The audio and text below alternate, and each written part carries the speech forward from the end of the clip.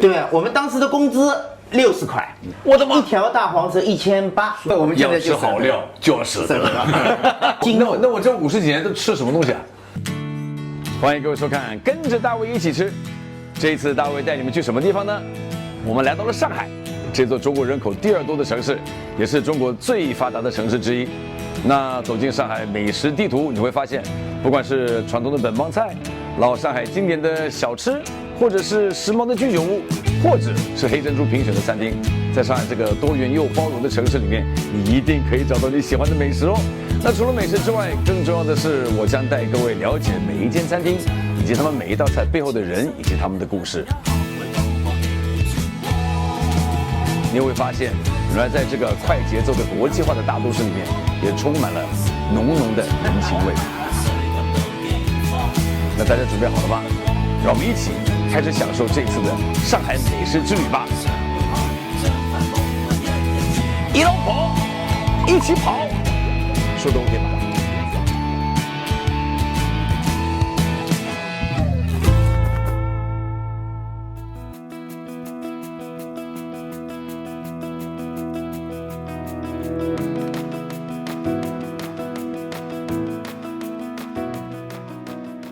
最早的本帮餐馆是什么样子呢？那么说起那些老上海，不少人第一个想起的就是像德兴馆啊、老正兴这些餐厅的。但你们知道吗？今天我们要去的这个餐厅呢，是在清嘉庆初年就已经存在了。那么这家餐馆的创始人，借着这个“天时不如地利，地利不如人和”的这个名句呢，将这个餐馆命名为“人和馆”。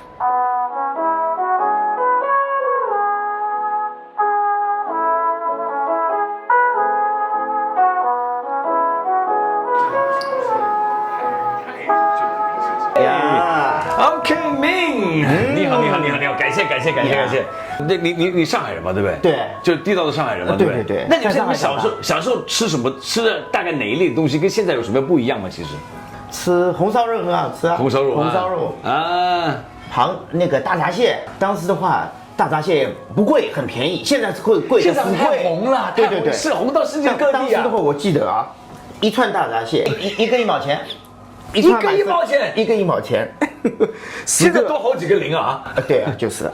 对，因为最近某某电视剧把很多这些上海的菜给算是发扬光大了嘛，应该这么说嘛，对不对？让很多可能不太了解上海的一些朋友们对上海现在多了一份这个好奇和关心，跟关心，对啊，对，就好像这个排骨年糕特别火，是吧？是啊，但这个真的就是小时候可以吃的东西。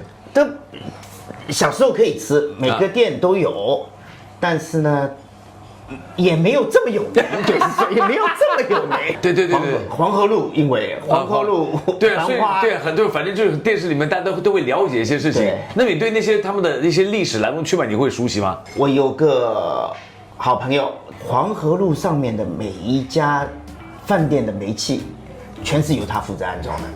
他对黄河路如数家珍的，黄河路的变迁让他介绍给你。啊，来了 ，Hello， 你好，请，我姓吴，你好，随性，麻烦你，谢谢。所以今天呢，特别请来一个对上海饮食非常了解的一个朋友，叫做 Johnny。那么 Johnny 可以说人高马大，以前也是一个排球健将的，开玩笑。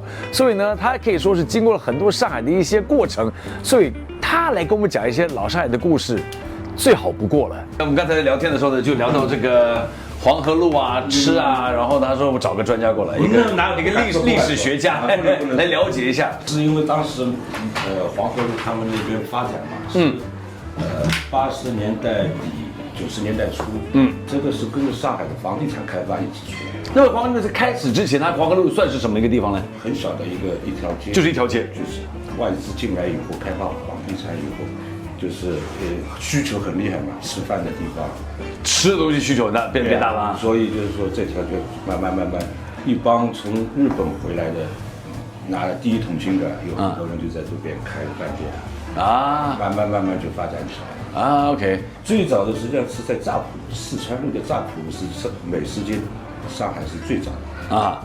那当时因为四川路那边是虹口嘛，黄浦比较远那么黄浦区自己也需要有一条这个美食街啊，等于说形成这么一个地方。对对啊 ，OK，我是在那边，因为是煤气配套的，每个饭店烧饭总归要煤气。对啊，那你没有什么，那当时没有什么电炉给你？没有电炉，这是中国的菜用电炉烧不好的。对，一定要爆炒的。所以在美国什么店说，哎，我们吃中国菜，擦，对啊，要麻辣，对不对？这电炉只有 Panda Express，他们那个炉还不错，其实对。好，那么当时呢，这样的话呢，就是刚开始说这个80年代中左右开始，80年代底，应该是89年、88年的时候慢慢开始形成。其实想想也没有说太久之前嘛，对不对？没有。其实那时候我都刚大学毕业。那时候对啊，所以也说没有那么久之前，老师30多年了。哎呦，34、56年。我以为我现在才40几岁。好，哪几家就你印象中是最深刻一点的？一个是大富豪，吃什么？吃啥？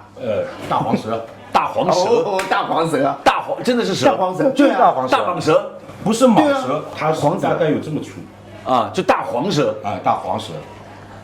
大黄蛇当时是很流行的。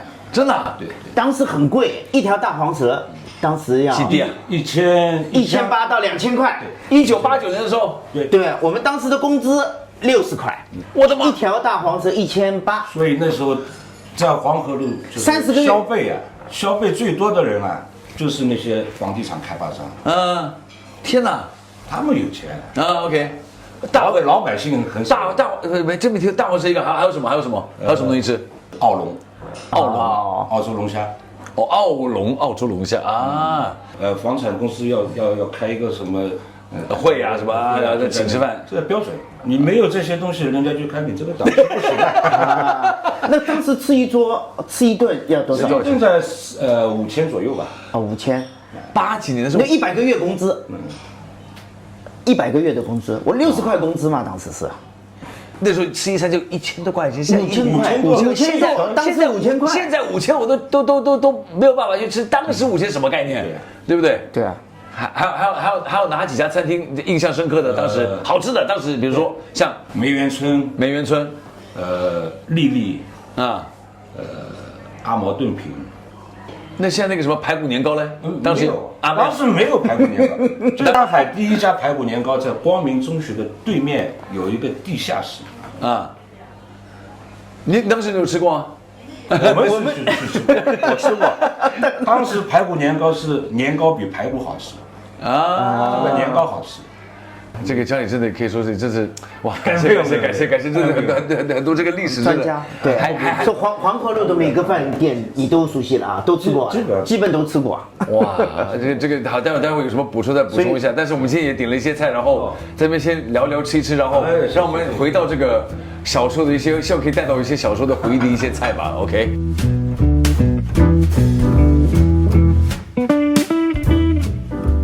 好，尝尝吧，上海的熏鱼，给我看看熏鱼，对，熏鱼，因为这是河里面的鱼，所以它这个刺比较多。你们喜欢就是海里面的鱼，没有这么多的刺。对，河里面的鱼呢，这个肉质比较细腻一点，不像那个海里面的这个鱼呢，稍微粗糙一点啊。这熏鱼要脆，对，要脆才好吃，脆的，这个皮要脆，哎，脆就好吃，甜的，脆的。对，上海菜比较甜啊，我不知道你喜欢不？喜欢啊，我喜欢，可不可以给它配个饭呢？配个面？OK 啊，配米饭最好。给我看，There we go，熏鱼，冷菜，对。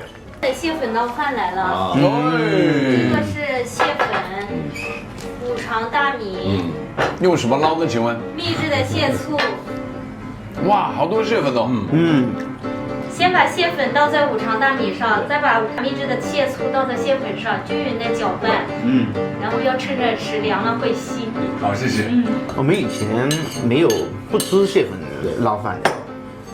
这样子，我们对一个大闸蟹，清蒸大闸蟹就是一个大闸蟹，就直接就一只就来了。对啊，谢谢啊。那我们就先吃饭吧。对啊，没狼了，给我看看。哎呦，这个不要讲了，这真的是很美丽啊，很美丽啊，对啊。你看这个，我看到这个橘色跟里面那个黄混在一起，而且看，这个绵绵拌的好平均哦，谢谢你啊。哇，专业的事，让专业的人来做。吃就是我们专业。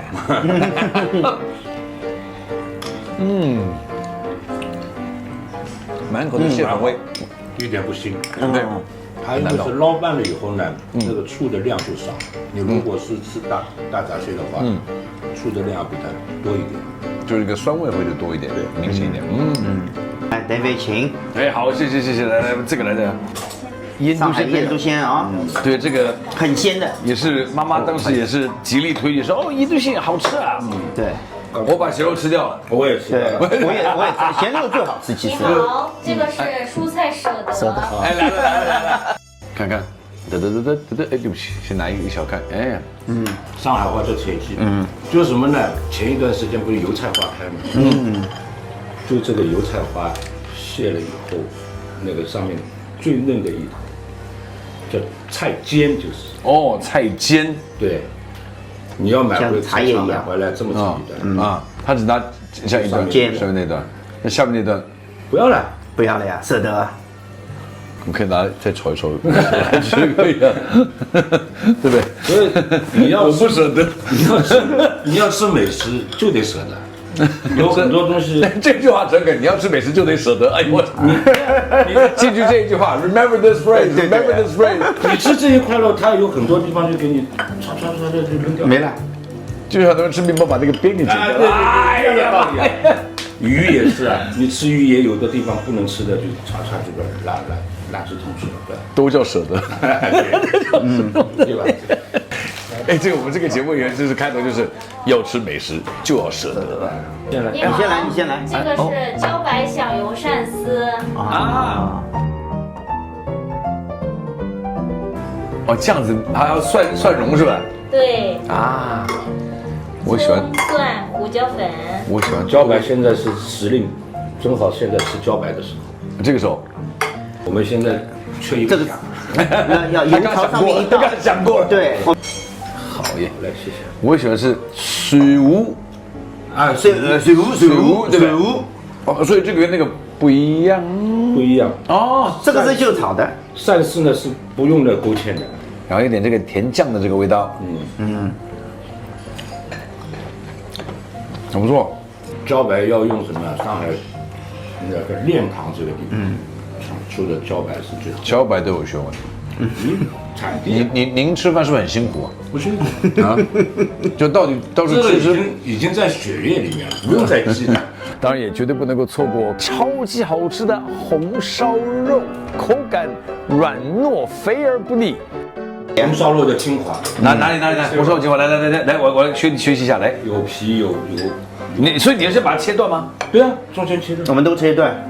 朋友们，原来吃红烧有这个一个步骤的，请问从何开始？从皮、油加一块筋的皮、油这一块那个肉，对不对？对，一块筋肉，下面切掉，切掉。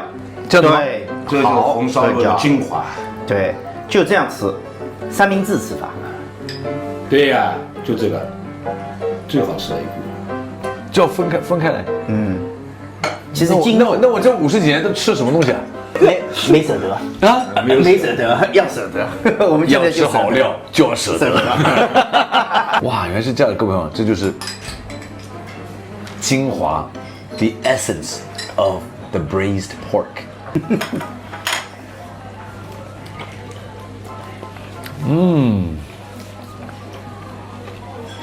好，那请问这样子的吃法精华，就是因为它有瘦的肉，再加肥的一个综合的口感，这样子，而不会说下面全部比如说多一点肥的太多了，这样子是这样子比较平均的意思吗？下面这一块筋肉，它不是配菜底的吗？我这50年活哪去了？去油腻了嘛，这个蔬菜就是去油腻。我都把菜先吃。不是开玩笑，真的不是夸张表现，真的是这多少年了，我都不知道这个。我每次都说哦，这个菜摆旁边它可以不用嘛，因为这个东西摆那边我也不会吃，或者怎么样，或者先吃了它，哎呀不要浪费，把它吃了。原来是这样子。好，精华，各位看到没有？这是大概这一整集里面学的最有改变到我吃饭的习惯的一个吃法，原来是这样子。Now you know， 现在知道了。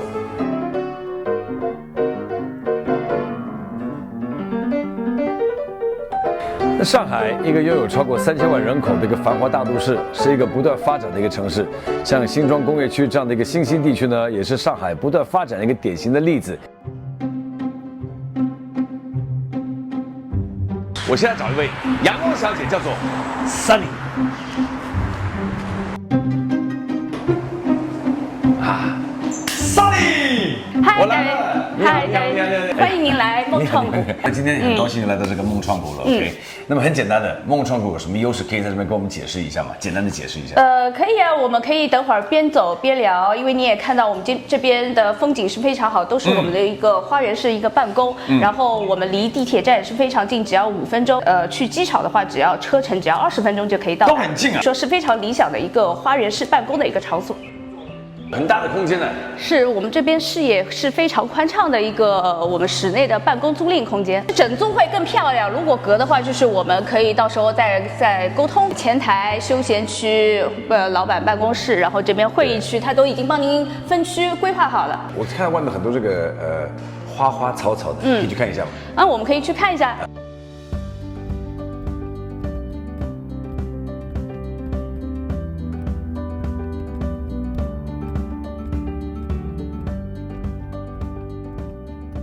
所以我想跟着大卫一起吃，大概就是这么一个概念吧。吃其实就是我们一个桥梁，当然我们也希望透过吃这个动作呢，来了解不同食物以及他们背后的人文故事以及他们的热情，还有什么呢？就是他们对生活不同的理解方式。所以直到下次，千万不要忘记，吃得好，吃得饱，健康快乐，活到老，要吃好料就要舍得。我们下次再见，拜拜。